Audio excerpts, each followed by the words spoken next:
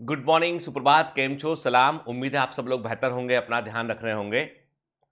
कल भी मैंने रिकॉर्डिंग किया था मॉर्निंग मोटिवेशन का, 16 मिनट का रिकॉर्डिंग था। लेकिन हुआ ये कि फाइल करप्ट हो गई वो। और फाइल क्यों करप्ट हुई ये कारण मुझे मिल नहीं पाया, पर कुछ ना कुछ तो टेक्निकल ग्लिच रहा होगा जिसके चलते वो रिकॉर्डिंग जो है वो डिलीट हो गया। मतलब रिकॉर्डिंग दिख रहा है लेकिन वो किसी प्रकार से ऑपरेट नहीं हो रहा, इंपोर्ट नहीं हो रहा कहीं पर वो। खैर, होता है कभी कभी जब हम टेक्नोलॉजी का इस्तेमाल करते हैं। खैर, लेकिन मैंने आपको याद किया। आप में से कुछ बच्चों ने मुझसे क्वेश्चन किया है कि सर हम जो है वो पता नहीं ऐसा क्या हो गया है कि हम बहुत सारा पढ़ना चाहते हैं, बहुत सारी हमारी इच्छा है करने की, लेकिन हमारी सिटिंग हम उतना बैठ नहीं पाते, उतने घंटे हम मन लगाकर बैठकर पढ़ नहीं पाते हैं जितना हम चाहते हैं पढ़ना। चाहना और करने में थोड़ा फ़र्क हो जाता है सर। हम बहुत मन है हमारा कि हम भी अच्छा करें, हम भी अच्छे से पढ़ें, लेकिन पता नहीं क्यों ऐसा है कि हम उतने घंटे बैठ नहीं पाते, उतना एफ़र्ट नहीं कर पाते, हमारा दिमाग बार-बार डेविएट हो जाता है। तो क्या करना चाहिए? और मुझे लगा कि ये बहुत रिलेवेंट क्वेश्चन है स्टूडेंट लाइफ़ के लिए, क्योंकि आपको एक बात बता दूँ मैं कि जब हम लोग यूपीएससी की तैयारी कर रहे थे, तो उस समय दिल्ली में जो है मैं कुछ महीने के लिए, मुझे लगता है शायद मैं 2 महीने के लिए दिल्ली में मुखर्जी नगर में गया था, लेकिन मुखर्जी नगर में 1 वीक रहा, वहाँ से मैं आ गया था राजेंद्र नगर। दिल्ली में एक जगह है राजेंद्र नगर, वहाँ पर जो है वो उस समय ज्योग्राफी के एक अच्छे प्रोफ़ेसर थे के सिद्धार्था, वो पढ़ाया करते थे ज्योग्राफी। तो मैंने क्या किया कि चूँकि भारती सेलेक्ट हुई थी उस समय, तो इन्होंने, ये बात है जब मैं पहली बार सेलेक्ट नहीं हुआ तो दूसरी बार एग्ज़ाम दिया तब की बात है। तो इन्होंने बताया कि ये भारती का सब्जेक्ट था पब्लिक एडमिनिस्ट्रेशन और ज्योग्राफी, तो मैंने भी ज्योग्राफी ले लिया, है ना? मतलब ये जो गलतियाँ जो मैंने की है ना, ये आपको बता रहा हूँ मैं कि मतलब आप चाहे कितने ही बुद्धिमान क्यों ना हो, यदि आपके डिसीजन जो है ना वो बार-बार बदलते हैं ना, तो आप किसी मंजिल तक पहुँच नहीं पाएँगे, ठीक है? ये सच्ची बात है।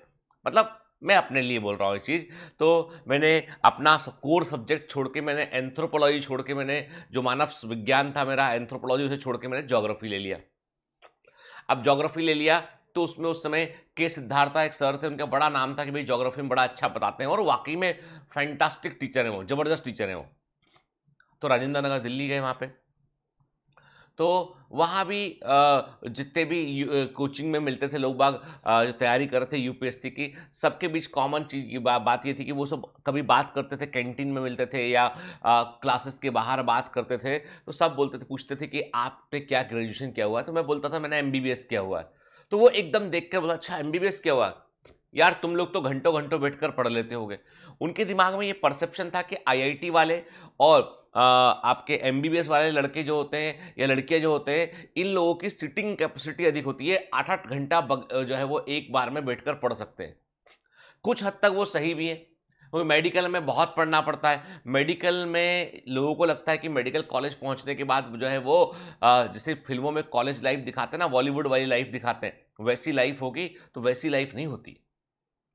खूब पढ़ने वाली लाइफ होती है। रात-रात भर जग कर पढ़ते हैं, सुबह एग्ज़ाम दे के आते हैं, मतलब समझ ही नहीं आता कि हो क्या रहा है, कैसे 5 साल गुज़र जाते हैं चक्री के समान घूमते-घूमते, वो समझ में आता है एमबीबीएस के बाद।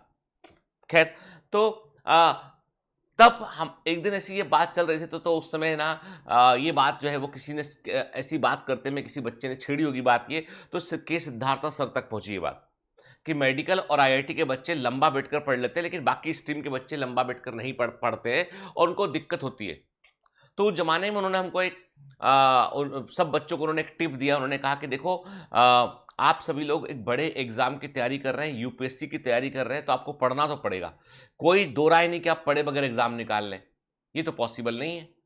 अब पढ़ने के लिए तुमको क्या अपनाना चाहिए? तुमको जो है वो स्विस चीज़ मेथड को अपनाना चाहिए। Swiss cheese method. अब जो नीट के स्टूडेंट हैं वो तो समझ गए कि स्विस चीज़ सर ने कहाँ पढ़ाया हुआ है। Microbes in human welfare, propionibacterium shermanii, खूब सारा CO2 छोड़ता है। स्विस चीज़ में खूब बड़े-बड़े पोर दिखाई पड़ते हैं, है ना? तो के सिद्धार्थ सर ने बोला कि स्विस चीज़ मेथड को अपनाओ तुम लोग। इसका मतलब ये होता है, उसमें क्या होता है, चीज़ होता है, बड़ा-सा पोर होता है, फिर चीज़ होता है, बड़ा पोर होता है। चीज़ के अंदर बड़े-बड़े पोर होते हैं, उसमें छेद होते हैं बड़े-बड़े। तो वो कहते हैं कि आप 15 मिनट पढ़ने बैठिए। आपको यदि पढ़ने का मन नहीं लगता है तो आप 15 मिनट पढ़ने बैठिए, 15 मिनट के बाद आप 5 मिनट का ब्रेक ले लीजिए, 10 मिनट का ब्रेक ले लीजिए। लेकिन इस बात को इंश्योर कीजिए कि उस ब्रेक के समय में आप चाहे कुछ भी करें, आपके दिमाग में वो 15 मिनट जो पड़ा है वो बात घूमनी चाहिए आपके दिमाग में, ठीक है। जैसे वो चीज का जो छेद होता है वहां पर चीज नहीं होता है, लेकिन वो चीज की गंध तो वहां तक पहुंचती है। चीज की अपनी एक फ्लेवर होती है, यदि आप उस छेद को भी सूंघेंगे तो चीज की गंध आएगी आपको। तो वो कहते थे कि आपने 15 मिनट पढ़ा, 10 मिनट का ब्रेक लिया, लेकिन 10 मिनट में आप सोच रहे कि आपने 15 मिनट पढ़ा क्या था। फिर 15 मिनट पढ़ने बैठ गए, और सिर्फ इतना करो कि आप जैसे आप जब हम लकीरें खींचते हैं, हम एक लकीर खींची, फिर दूसरी लकीर खींची, दो लकीर के बीच में खाली गैप होता है, तो ये मान लो खाली गैप वो तुम्हारा ब्रेक था। ऐसे लकीरें खींचते हुए चलो, और आपका उद्देश्य यह है कि आपने 6 घंटे पढ़ने का सोचा है, तो वैसी कितनी लकीरें होना चाहिए। 15 मिनट की एक लकीर है तो 1 घंटे में 4 लकीर खींचेंगे, तो आपको वो 6 घंटे की लकीरें पूरी खींच देनी है 15-15-15 मिनट पढ़कर।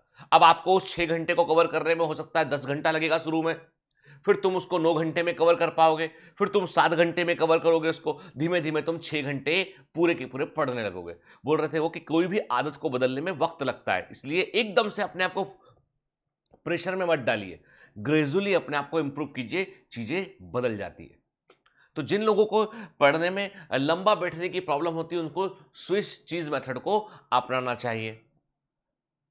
फिर सबसे बड़ी बात यह कि मैं हमेशा एक बात कहता हूं आपसे कि जब भी कभी आप पढ़ने बैठते हैं ना, तो always always and always curiosity को साथ लेके बैठिए। पहले ये सोचिए कि यदि आप ग्रेविटेशन को पढ़ने जा रहे हैं तो why you are going to learn the gravitation. हमारे दिमाग में एक बात बैठी हुई है कि नहीं, हमको ग्रेविटेशन पढ़ना है क्योंकि हमको नीट के क्वेश्चन लगाने हैं, ठीक है।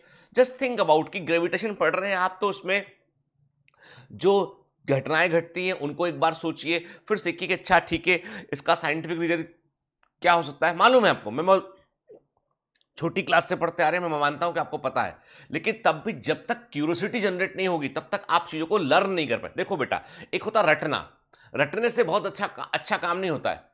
जब आपका ब्रेन परसीव करेगा इंफॉर्मेशन को, जैसे फिल्में होती हैं, जब मूवीज देखते हैं तो मूवीज देख के रटना नहीं पड़ता हमको, मूवीज को देखते हैं हम, इन्वॉल्व होते हैं तो हमें याद आती है।